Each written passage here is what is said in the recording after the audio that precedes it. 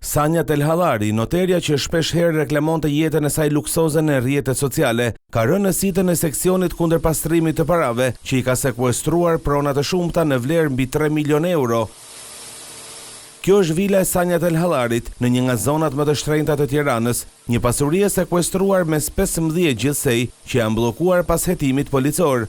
Pasi seksioni kundër pastrimit të parave zbuloi pasurinë marramendëse që besohet se nuk justifikohet me të ardhurat të ligjshme, prokurori i Tiranës Ndini Tavani vendosi sekuestrimin e tyre. Krahas pronave, noteres ju e sekuestruan dhe llogari bankare në vlerën afër 200.000 euro. Jo vetëm vila, por Telhallarit ju sekuestruan dhe apartamente në Tiranë dhe pronat e tjera të paluajtshme. Grupi hetimor ka dyshime se pasuria ka ardhur nga bota e krimit. Hetimet nisën në vitin 2023, në momentin kur noteres tentuan që t'i vidhnin mjetin tip Mercedes G-Class. Nga aty nisën dyshimet se Telhallari nuk mund të justifikonte pasuritë e shumta që kishte në pronësi.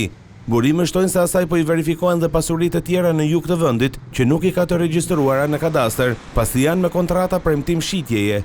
Prokuroria dyshon se një pjesë e pronave janë të ardhura të paligjshme të ish bashkëshortit Klodian Porja, i cili rezulton në kërkim ndërkombëtar nga autoritetet italiane, i dënuar me 21 vite burg për shfrytëzim prostitucioni. Edhe familja e saj kishte probleme me drejtësinë.